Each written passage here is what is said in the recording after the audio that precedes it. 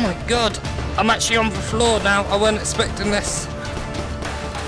Just keep shooting until the shooting stops the other side. Whew.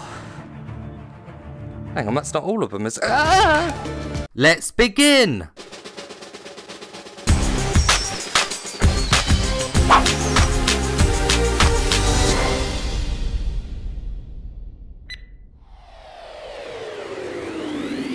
In Crisis VRigade, you are a SWAT team member and must deal with a hostage situation at a bank robbery. There is only one level and it actually plays out very similar to the Time Crisis games, but adds extra immersion when it comes to interacting with your pistol. To reload, you must first empty your magazine, then replace it with another one which is found on your belt, and then finally pull back on your gun. Your aiming has to be very precise for a bullet to hit its target, even right from the beginning of the game, as some terrorists are quite far away from you. They will duck in and out of cover, and sometimes run from one place to another. You do need to stand up to play this game, because you actually have to duck behind cover and also move out from it. You will need quite a large play area to do this. The PlayStation camera has to be placed up high too, so that it is nearly level with your headset. Unlike other games, holding the options button won't actually adjust your height in the game, which is a bit of a shame, as I'm sure, like me, many will have to adjust their camera positions to be able to play this game.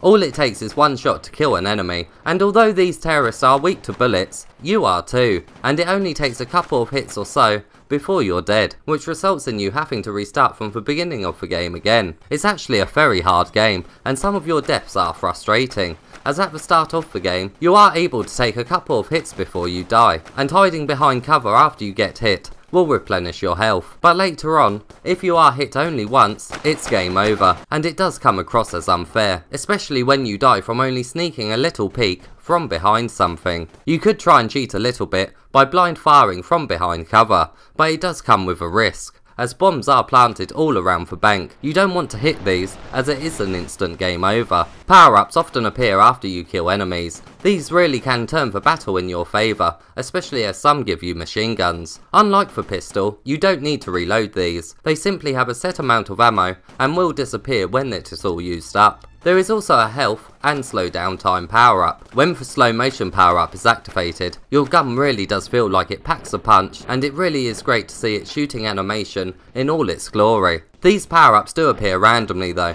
and you're never certain which one will appear next. So there is certainly an element of luck in this game. This randomness can slightly hurt high score chasing, as some power ups make some areas a lot easier to get through. Your high score is saved after each run on a board in the main hub area, but it is local leaderboards only, so friends and family are the only ones you will be competing with. Once you have eliminated all the enemies in an area, you can proceed to the next. When an area is selected, you are teleported through a mini series of locations, and then finally end up in your next shooting gallery. Sometimes you are given a choice between two ways to take, and the more you play, the more you realise some paths are better to take than others, as some of the options eventually lead to the same room, but places you in a different position that has better cover for you to hide behind. There is certainly some experimentation to be had here. The graphics are really nice, it has a lot of depth, and it is a sharp image throughout. Blood splatters from an impact on a body, and there is a physics engine attached to it as it falls to the ground. You can't help but get a payday vibe from the game,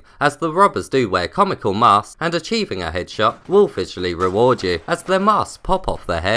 You are on a time limit, which does present itself when you move from one area to another, and if you really want to know how much time is left when you're playing, there is a watch on your wrist that you can take a look at. You only have around 7 minutes to complete the game, so it is a very short game, but honestly, it will take you many attempts to get through it. There is also another difficulty mode to complete too, which is called Hell Mode. It only takes one shot from an enemy for you to die here, even from the start of the game. The game does actually come with a few trophies. For a short game, it's certainly not the worst trophy list I've ever seen. In fact, there are some decent challenges here, but there is 2 really bad grindy ones. One of these is for getting 1000 headshots, but worse yet is the one for starting the game 100 times. Honestly, this is one of the worst trophies I've ever seen in a PSVR game. Luckily, there are some decent ones here too though, such as completing the game on both the difficulty settings, and also for saving all of the hostages. This one may be a bit troublesome to achieve though, as they often run in the way of enemy fire. The rest of the trophies are for simple things, and won't take long to get.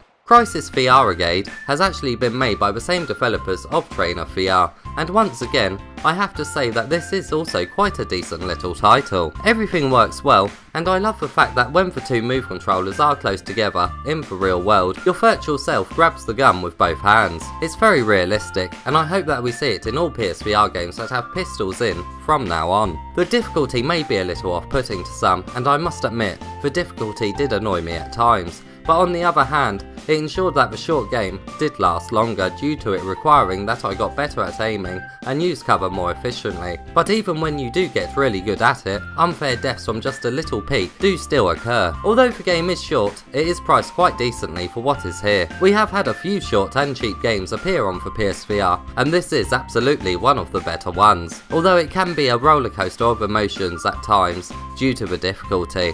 If you are in the mood for a shooting gallery that will test your skills, Crisis VRigade will do just that, and it won't break the bank.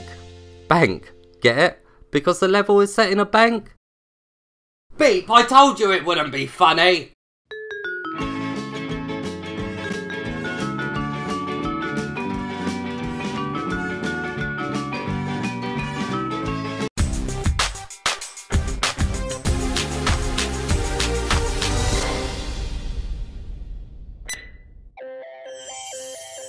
Crisis VRigade is a decent little shooter and is worth the price, but just be wary of rage quitting from deaths that come across as unfair. As always, if you found this review helpful, please give it a thumbs up and subscribe for more PSVR content.